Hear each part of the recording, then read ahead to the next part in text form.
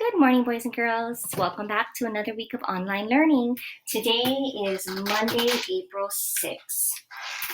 You probably know that Easter is right around the corner, and you're probably going to celebrate Easter differently this year.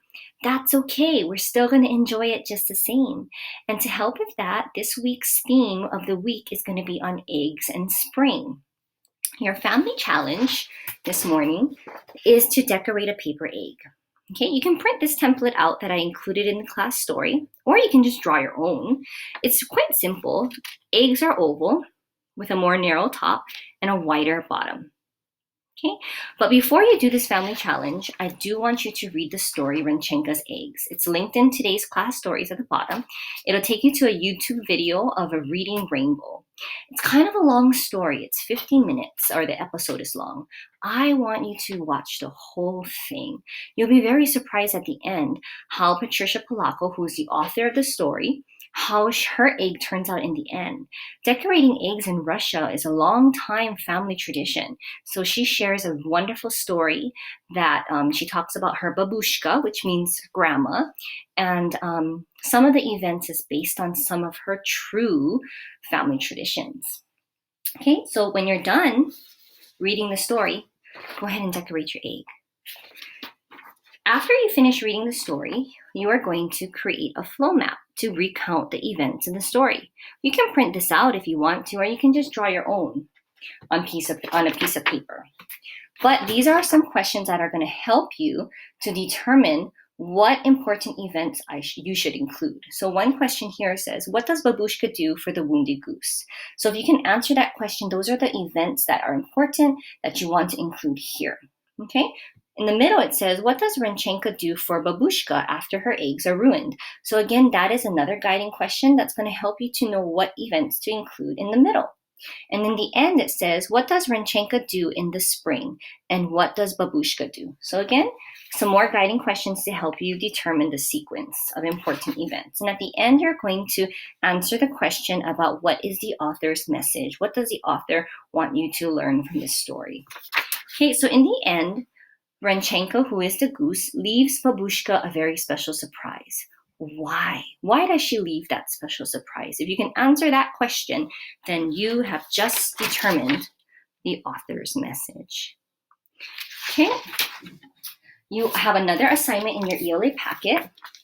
You're going to study this picture very well, and you're going to read the dialogue, and you're also going to look at the picture. And then you're going to fill out this question, the questions here on this chart. Okay, you're going to be studying about characters and how they respond to different events.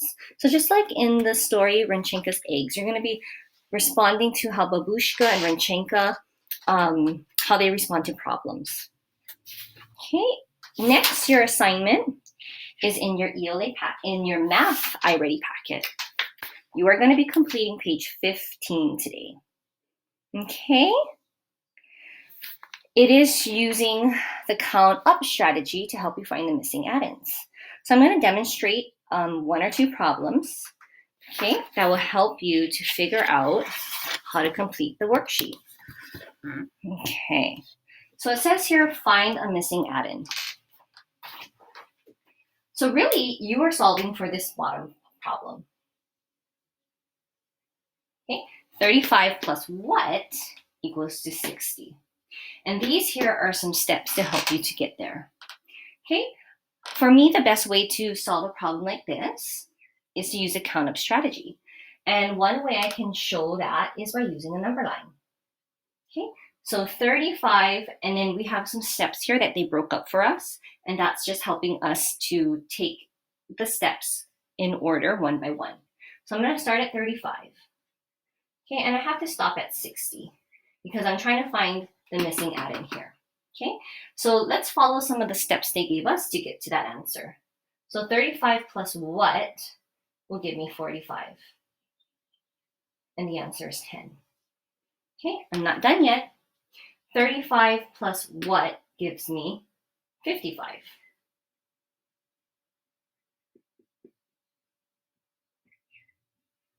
Okay, so far I did 10 and 20. So 35 plus 10, 20 is 55. Okay, and the last part, now that I'm on 55, how much more does it take to get to 60? And that's 5. And so in the end, 35 plus 10, 25. Okay, got me to 60. And so that's just the steps I took. So this here is just kind of showing what was happening on the number line. Okay, I have one more example here, number 2. Okay, I'm going to draw my number line here at the bottom so I have more space. Can you see that? Okay, so I'm really trying to solve this problem right here in the bottom. 24 plus what gets me to 68? So I know I'm going to start at 24 and I'm going to stop at 68. Okay, in your iReady packet, there are some steps that they've included that will help you to determine the answer. Okay, so 24 plus what gets me to 34? That's easy. It's a jump of 10. Okay, and now we're at 34. So 34 plus, ooh, should have been longer, but that's okay. Now that I'm on 34 plus what gets me to 64? So 34, 44, 54, 64. So that's a jump of 30.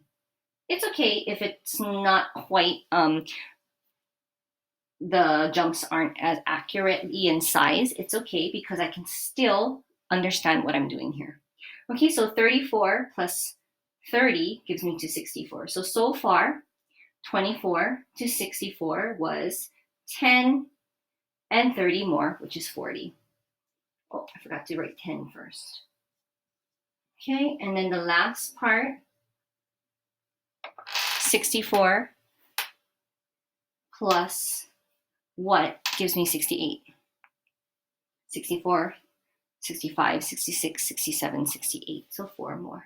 Okay, so in the end, it took me from 24 to 68, it took me a jump of 10, 30 more, and 4. And together, that is 44. So 24 plus 44 equals 68. Okay, so you can use this strategy here. You can use a number line to help show. All right, have fun with your decorating your egg today. Enjoy the story Renchenka's Eggs and do your flow map. Get your ELA packet worksheet done and these math problems. Have a great Monday. Bye.